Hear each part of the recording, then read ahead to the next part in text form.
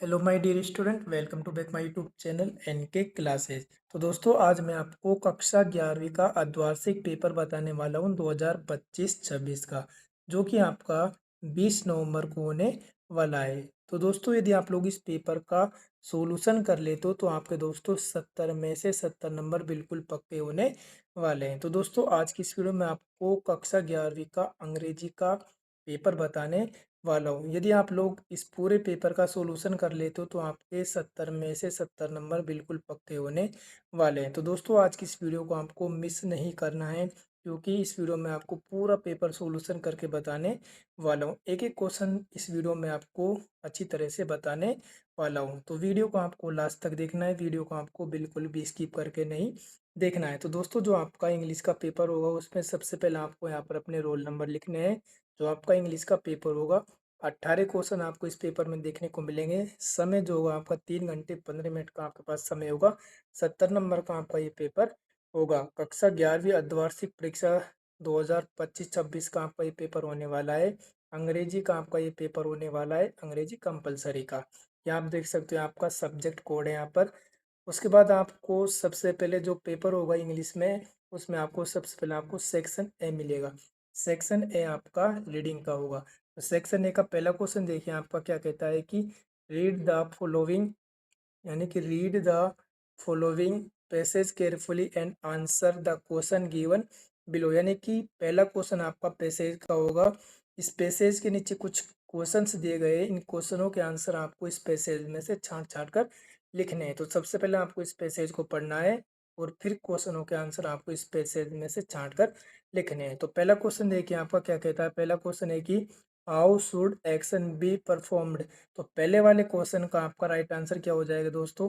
तो पहला वाला आपका क्वेश्चन देखिए, इसका आपका राइट आंसर क्या हो जाएगा। ऑप्शन सी आपका करेक्ट आंसर हो जाएगा। तो इसका आंसर आपको इस पैसेज में से छांट छांट कर लिखना है। तो केवल मैं आपको आंसर आंसर बता रहा हूँ।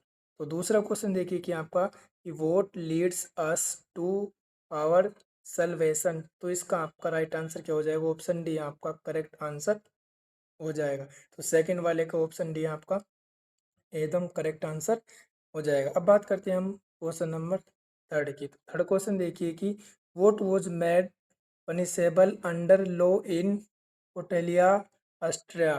तो इसका आपका तीसरे वाले का आपका ऑप्शन बी करेक्ट आंसर हो जाएगा। तो इसको ऑप्शन बी आपका एकदम करेक्ट आंसर हो जाएगा। तो फोर्थ क्वेश्चन देखिए कि which word in the passage is similar in meaning of the word. ये जो मीनिंग है आपको रेडेम्पटेशन की आपको सिमिलर वर्ड बताना है। तो फोर्थ वाले का आपको ऑप्शन डी आपका करेक्ट आंसर हो जाएगा। तो पांचवें क्वेश्चन का आंसर आपको इस पैसेज में से छांट कर लिखना है। छठे क्वेश्चन का भी, सातवें आठवें नौवें 10वें, तो टोटल आपको दोस्तों इसमें 10 क्वेश्चन मिलेंगे पहले वाले पैसेज में। तो 10वां क्वेश्चन देखिए कि find from the passage from the word which opposite in meaning to liberty. तो लिबर्टी का क्या होता है दोस्तों, बॉन्डेज होता है। क्या होता है इसका आपका क्या है यहाँ पर, बॉन्डेज। इसमें आपको लिखना है यहाँ पर बॉन्डेज होता है अपोजिट। उसके बाद हम देखिए आपका सेकंड क्वेश्चन। सेकंड क्वेश्चन क्या कहता है कि read the passage carefully and answer the following question. यानी कि जो सेकंड क्वेश्चन होगा वो भी आपका पैसेज से पूछा जाएगा। इस पैसेज को आपको ध्यानपूर्वक पढ़ना है और इसके नीचे कुछ क्वेश्चन दिए गए, इन क्वेश्चनों का आंसर आपको इस पैसेज में से छांट छांट कर लिखना है। केवल मैं आपको दोस्तों इनके आंसर्स बता रहा हूँ। तो पहला क्वेश्चन देखिए आपका क्या है कि what are the two lives that are being connected. तो इसका आपका पहले का ऑप्शन सी आपका करेक्ट आंसर हो जाएगा। उसके बाद सेकंड वाला देखिए कि what was the similarity in the great ship that roped her way toward the shore and Helen। तो इस सेकंड वाले का आपको ऑप्शन ए करेक्ट आंसर हो जाएगा। उसके बाद हम नेक्स्ट क्वेश्चन देखिए। आपका तीसरा क्वेश्चन क्या कहता है दोस्तों कि व्हाट इज द हनी सकल। तो इसका तीसरे वाले काम पर का क्या राइट आंसर हो जाएगा दोस्तों। थर्ड वाले का ऑप्शन ए आपका एकदम करेक्ट आंसर हो जाएगा। उसके बाद नेक्स्ट क्वेश्चन देखिए। फोर्थ क्वेश्चन क्या कहता है कि find from the passage word similar in meaning to following best. तो इसका आपका राइट आंसर क्या हो जाएगा। ऑप्शन डी आपका करेक्ट आंसर हो जाएगा फोर्थ वाले का।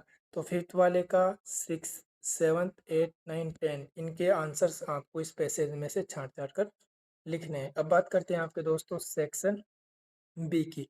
सेक्शन बी आपका दोस्तों राइटिंग का पूछा जाता है। तो इसमें क्वेश्चन नंबर थर्ड क्या कहता है कि right A task in 120 words giving description और यानी कि आपको दोस्तों giving description of an event on an education tour के ऊपर आपको एक टास्क लिखना है।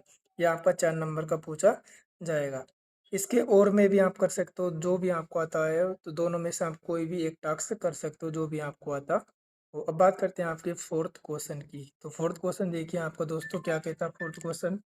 फोर्थ क्वेश्चन देखिए कि write an article on important of sports in life, यानी कि आपको आर्टिकल लिखना है किसके ऊपर, important of sports in life. यह आपका 4 नंबर का पूछा जाता है।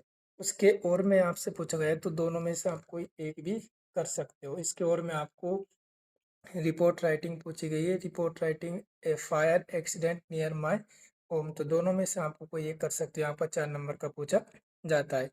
बात करते हैं आपके 5वें क्वेश्चन की। You have had a defective washing machine from the dealer write to him for its replacement, यानी कि आपको दोस्तों एक लेटर लिखना है।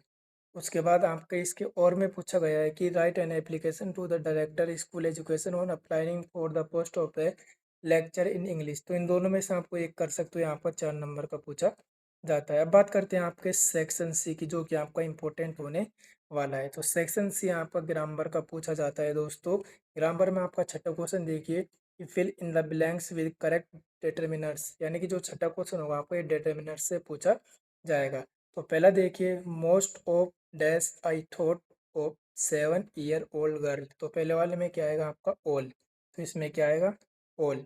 सेकंड देखिए honesty is dash best policy. तो है ऑनेस्टी इज द, क्या इसमें आएगा द, तो honesty is the best policy.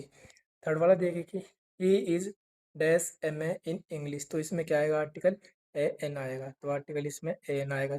Next देखिए हैव यू डैश डिफिकल्ट। तो इसमें क्या आएगा आपका एनी, तो इसमें क्या आएगा आपका एनी।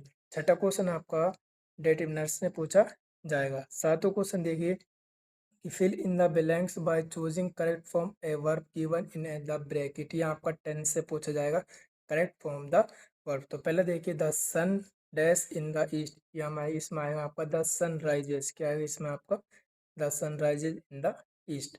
सेकंड देखिए I dash learn English at this moment. इसमें आपका क्या आएगा आई एम लर्निंग। क्या आएगा इसमें दोस्तों I am learning English at this moment. Next देखिए सी यूजली डैश स्पीक हिंदी। तो इसमें क्या आएगा आपका स्पीक्स आएगा, ये आपका प्रेजेंट सिंपल टेंस है। उसके बाद नेक्स्ट देखिए ही dash plant A plant yesterday, आपका पास्ट टेंस है, तो इसमें क्या आ जाएगा ईड लग जाएगा आपका लास्ट में, प्लांटेड हो जाएगा। उसके बाद आठवां क्वेश्चन देखिए आपका क्या कहता है। आठवां क्वेश्चन देखिए fill in the blanks with suitable modals. ये आपका मॉडल्स पूछा गया है दोस्तों। क्या पूछा गया है आपका मॉडल्स पूछा गया है। तो पहले देखिए ही dash do this work easily. पहले वाले में क्या आएगा आपका कैन आएगा, पहले वाले में आपको करना है कैन। दूसरा देखिए you dash go to the cinema today. तो सेकंड वाले में आपका क्या आएगा दोस्तों मैं आएगा, सेकंड वाले में क्या आएगा आपका मैं। थर्ड देखिए you dash help your brother. तो इसमें क्या आएगा आपका शुड आएगा, क्या आएगा शुड। नेक्स्ट देखिए आपका you dash respect your teachers. तो इसमें आएगा आपका मस्ट, क्या आएगा आपका मस्ट आएगा। अब उसके बाद हम नाइन्थ क्वेश्चन पे देखिए।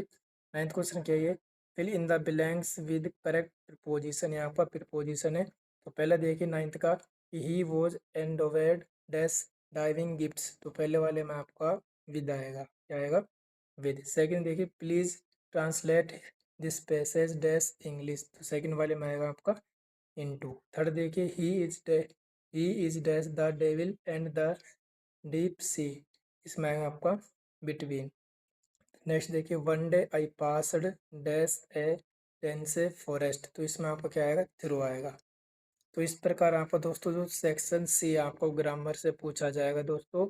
आई होप आपको ये दोस्तों वीडियो अच्छी लग रही है तो वीडियो को लाइक करें और चैनल को सब्सक्राइब करें। अब बात करते हैं आपके सेक्शन डी की। सेक्शन डी आपका दोस्तों टेक्स्ट बुक से पूछा जाएगा। इसमें आपका 10 क्वेश्चन देखिए क्या कहता है। Read the following passage carefully and answer the question given below. यानी कि ये आपका बुक से पूछा गया है दोस्तों, एक पैसेज है। इस पैसेज के नीचे कुछ क्वेश्चन दिए गए हैं, इन क्वेश्चनों का आंसर आपको इस पैसेज में से छांट छांट कर लिखने हैं और इसके और में भी आपको दिया गया है, यानी दोनों में से आपको एक भी कर सकते हो। उसके बाद हम 11वें क्वेश्चन की बात करते हैं। तो 11वां क्वेश्चन देखिए कि आंसर एनी थ्री, यानी कि आंसर एनी थ्री क्वेश्चन, यानी कि आपको ये 3 क्वेश्चन करने, इसमें से 11 क्वेश्चन में से 4 क्वेश्चन मिलेंगे, किन्हीं तीनों के आपको आंसर देने हैं, आपके बुक के क्वेश्चंस हैं।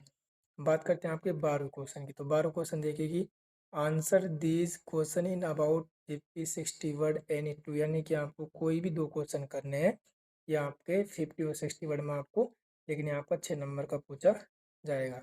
अब बात करते हैं आपके 13वें क्वेश्चन की। 13वां क्वेश्चन देखिए दोस्तों, क्या पूछा जाता है कि explain any one of the following stanzas with reference to the context, यानी आपको ये एक्सप्लेनेशन लिखनी है दोस्तों, कोई भी दोनों में से आपको एक करनी है, आपका 3 नंबर का पूछा जाता है।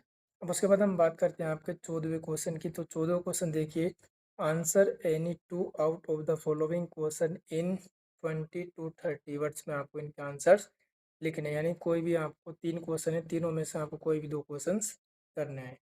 अब बात करते हैं आपके 15वें क्वेश्चन की। तो 15वां क्वेश्चन क्या कहता है कि answer any one from the following question about 60-80 word, यानी कि दोनों में से आप कोई भी एक आंसर करना है।